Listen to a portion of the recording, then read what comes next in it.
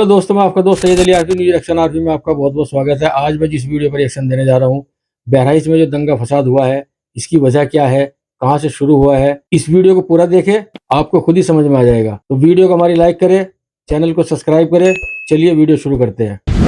नमस्कार, ये लाइव हिंदुस्तान का न्यूज़ रूम है और हम यहाँ पर बात करने वाले हैं बहराइच की, जहाँ पर पिछले 2 दिनों से बवाल मचा हुआ है। दरअसल इसकी शुरुआत हुई दुर्गा प्रतिमा विसर्जन के दौरान और इसके बाद ये बवाल इतना मच गया कि वहाँ पे 2 दिनों से एक तरह से कहें कि तांडव सा माहौल है। आखिर इस विवाद की वजह क्या रही क्या नहीं, ये सब कुछ हम आपको बताएंगे। लेकिन सोशल मीडिया में कई तरह की बातें भी सामने आ रही हैं। तरह तरह के लोग दावे कर रहे हैं, इसमें राजनीतिक दलों के भी इन्वॉल्वमेंट शुरू हो चुके हैं। दोनों हर तरह से अलग अलग दावे किए जा रहे हैं, लेकिन हम आपको सटीक इसका एक विश्लेषण बताना चाहते हैं। जो हमारे साथ दिव्यांशु हैं, दिव्यांशु से आपकी बात कराएंगे, जो इस खबर पर लगातार नज़र बनाए हुए हैं। दिव्यांशु, बहराइच में बवाल मचा हुआ है, 2 दिनों से दुर्गा प्रतिमा से विसर्जन शुरू हुआ, लेकिन एक्चुअल चीज़ हम ये जानना चाहेंगे कि आखिर किस तरह से ये शुरुआत हुई, घटनाक्रम क्या रहा। अभी भी चीज़ें क्लियर नहीं हो पाई हैं। तो आप इस खबर पर लगातार नज़र बनाए हुए हैं, तो आप ज़रा दर्शकों को क्लियर करने की कोशिश करें। बिल्कुल, मैं लगातार इस खबर पर बना हुआ हूँ और ये देख रहा हूँ कि जो सोशल मीडिया प्लेटफॉर्म्स हैं, जैसे एक्स हो गया, इस पर लगातार ऐसी वीडियोस ट्रेंड कर रही हैं और इनमें जो वीडियोस आ रही हैं वो 2 तरीके की बातें की जा रही हैं। एक पक्ष है वो अपनी बातें रख रहा है, दूसरा पक्ष है अपनी बात रख रहा है। लेकिन एक वीडियो सबसे ज़्यादा वायरल हुआ। पहले मैं आपको वो वीडियो दिखाऊंगा और आखिर उसमें क्या कुछ चीज़ें हैं और उससे पहले आखिर घटना क्या हुई थी उसके बारे में भी मैं आपको बताऊँगा। पहले एक वीडियो मैं आपको प्ले करके दिखाता हूँ। ये स्क्रीन पर अभी देख पा रहे होंगे आप किस तरीके से एक फ्लैग ग्रीन कलर का और इसको उतारा जा रहा है। कोई व्यक्ति है जो उतार रहा है इसे और अनफॉर्चुनेटली इसकी डेथ भी हो जाती है। इसी वायरल वीडियो के आगे का ऐसा इंसिडेंट है और वो वीडियो नहीं आ पाई है। लेकिन अब ये जो फ्लैग है इसको उतारते हुए और आप देख रहे हैं किस तरीके से, और ये अभी एक भगवा झंडा जो है, जो आपको बगल में दिख रहा होगा, इसे ये उठाकर वहाँ पर लहराएगा और उसके बाद यही वीडियो ज़्यादातर जो है वो तमाम चैनलों पर वायरल हो रहे हैं और ये क्लिप जो है वो दिखाई जा रही है। अब इस वीडियो के पहले आखिर क्या हुआ था प्रदीप, मैंने इसके लिए जो हमारे हिंदुस्तान के रिपोर्टर हैं वहाँ के, उनसे मैंने बातचीत की और उनसे मैंने ये पूछा कि आखिर मैं तब से ये परेशान हूँ कि आखिर इसके पहले क्या ऐसा इंसिडेंट हुआ था जो ऐसी घटना हुई और फिर क्या कुछ ऐसा मसला रहा जो अभी तक वास्तव में दूसरे चैनलों पर या किसी और प्लेटफॉर्म पर अभी बताई नहीं जा रही है। मुझे जो अपने संवाददाता हैं उनकी तरफ से ये बताया गया, असल में हुआ ये था कि जो दुर्गा प्रतिमा विसर्जन है उसके लिए रथ जा रहे थे। आमतौर पर हम देखते हैं सड़कों पर किस तरीके से जुलूस निकलता है, लोग नारे लगाते हुए चलते रहते हैं। तो वो जुलूस निकाला जा रहा था, पीछे डीजे की आवाज़ आ रही थी और उस पर गीत संगीत जो भी बजता है आजकल अपने तौर तरीके हैं। उसी दौरान एक जो दूसरा पक्ष है वो उस इलाके से होते हुए जो है वो प्रतिमा निकाली जा रही थी। अब क्या हुआ, ये अभी तक यही चीज़ क्लैरिफाई नहीं हो पाई है कि आखिर उस दौरान किस तरीके का गीत संगीत जो भी बज रहा था। अब उधर से कहा जाता है कि अपना जो भी यहाँ पर डीजे पे बजा रहे हैं इसे बंद करें जी। अब ये लोग कहते हैं कि नहीं, हम नहीं बंद करने वाले, हम जा रहे हैं, हम बंद नहीं करने वाले। अब कहा ये जा रहा है, जो मुझे मेरे संवाददाता ने बताया, उनकी तरफ से ये बताया जा रहा है कि दुर्गा प्रतिमा जिस रथ पे थी उस पर ही कुछ भगवा कलर के झंडे लगे थे। अभी जो भी उनका झंडा लगा हुआ धार्मिक, उसको दूसरे पक्ष ने नोच दिया या फिर उठा के फेंकने की कोशिश की। इसके बाद का ये वीडियो है। ये व्यक्ति उसी के बाद इसको लगता है कि भीड़ तो मेरे साथ है ही, और ये तुरंत उसके जवाब में क्रिया प्रतिक्रिया जो भी उनकी है वो उस तरीके से ये तुरंत छत पे चढ़ जाता है।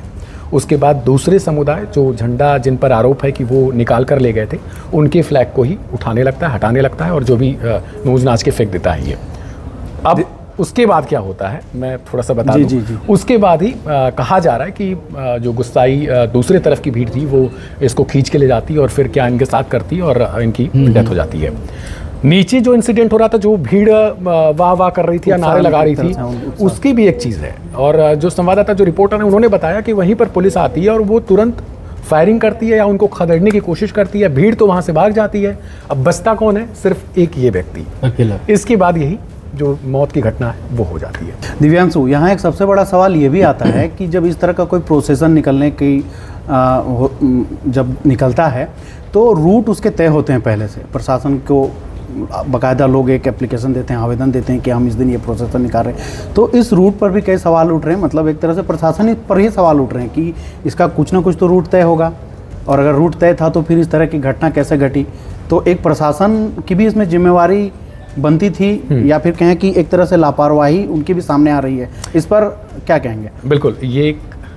बिल्कुल मेरे ख्याल से वाजिब सवाल है और ऐसा होना भी चाहिए, क्योंकि आमतौर पर ऐसे सवाल शायद ही पूछने को मिलते हैं। सबसे बड़ी चीज़ ये थी कि प्रशासन जिसकी जिम्मेदारी है पूरी, आपको दोनों तरफ देखना है, ना कि एक पक्ष की कार्रवाई करनी है या किसी और पक्ष का आपको जवाब देना या प्रतिक्रिया जो भी करनी है आपको।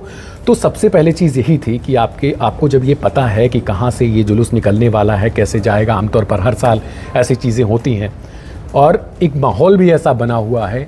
अब ऐसे समय में यूपी में आपको मैं पहले ही बता दूं कि उपचुनाव होना है, तो बहुत सारी चीज़ें आपको देखने को मिलेंगी और पक्ष विपक्ष वो अपनी तरीके से प्रेजेंट करेंगे ऐसी घटनाओं को, क्योंकि आम जनता को ही जो परेशानी होनी है और पार्टियों को कोई परेशानी नहीं है, ये तो साफ है, सबको पता है। वो हर घटना के अपने फ़ायदे और नुकसान गिनाते रहते हैं। तो ऐसी चीज़ है कि जब आपको पता है कि पहले से ही कि इस रूट से जाने वाली है, तो आपने पुलिस की तैनाती क्यों नहीं की? अगर आपने की तो जिस वक्त ये घटना घट रही थी, झंडा हटाने की, झंडा ले जाने की, उस वक्त ये प्रशासन कहाँ था? सही। क्या आपको रूट के बारे में जानकारी नहीं थी, या आपने रूट पहले से तय नहीं किया, या रूट तय करने के बावजूद आप पीछे हट गए कि एक बार ऐसी घटना हो जाए? क्या आप ये चाहते थे? सवाल उसी पुलिस प्रशासन पर है कि आप अब जो एडीजी लॉ एंड ऑर्डर है, उनका एक वीडियो जो है वो पिस्टल लेके हाथ में लहराते हुए बहुत तेजी से वायरल हो रहा है कि अकेले वो भीड़ में कूद पड़े हैं। तो ये चीज़ तब क्यों नहीं थी जब ये घटना नहीं घटी थी? क्या आप इस घटना के होने तक का इंतजार कर रहे थे कि जब ये घटना हो जाएगी उसके बाद हम अचानक से आएंगे और वीडियो हमारा वायरल होगा? इसके पहले भी आप कर सकते थे ये चीज़ें। उस वक्त सामान्य सी घटना थी ये, आप उसको रोक सकते थे। लेकिन ये घटना जब घटी उसके बाद आप अचानक से एक्शन ले रहे हो, आप ये कार्रवाई वो कार्रवाई नज़ीर बना रहे हो, जो भी बना रहे हो, लेकिन उस वक्त भी आप नज़ीर बना सकते थे कि ऐसी घटनाएं नहीं घटती हैं हमारे प्रदेश में। मुख्यमंत्री खुद ही कई मंचों से ऐसी घटनाएं बोलते रहते हैं कि अब प्रदेश में नो दंगा सब चंगा ओनली। तो वो चंगा तो तभी होगा जब प्रशासन आपका सही तरीके से काम कर पाएगा, जब पुलिस प्रशासन उस वक्त इन चीज़ों पर फोकस कर पाएगा। जो घटनाएं आमतौर पर घटने के बाद ही हम उसके बारे में सोचते हैं, तमाम तरीके से बैठक करते हैं, फिर पक्ष विपक्ष की तकरार, लड़ाइयाँ जो भी चलती रहती हैं, लेकिन मेन चीज़ यही था, मेन पॉइंट यही था कि एक तरीके से इसको बता सकते हैं प्रशासन का फेलियर है। तो बहराइच घटना के बारे में हमने आपको जानकारी दी और किस तरह से बवाल की शुरुआत हुई और इसके क्या क्या पॉइंट्स रहे, इन पर दिव्यांशु ने आपको विस्तार से बताया। और आगे भी हमारी कोशिश रहेगी कि बहराइच की घटना की हम पूरी जानकारी आप तक पहुंचाएं, पल पल की अपडेट आप तक पहुंचाएं। और फिलहाल पुलिस प्रशासन ने वहां मामले को नियंत्रित कर लिया है, वहां स्थिति अभी नियंत्रण में है और पुलिस प्रशासन लगातार लोगों से अपील कर रहा है कि वहाँ शांति बनाए रखिए।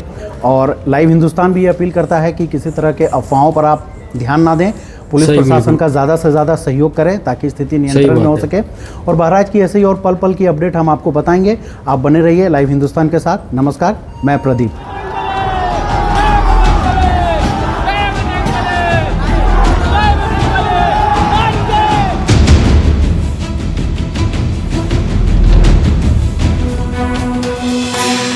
तो दोस्तों, वीडियो आपने पूरी देख ही ली है और आप समझ ही गए होंगे कि इस फसाद की वजह क्या है।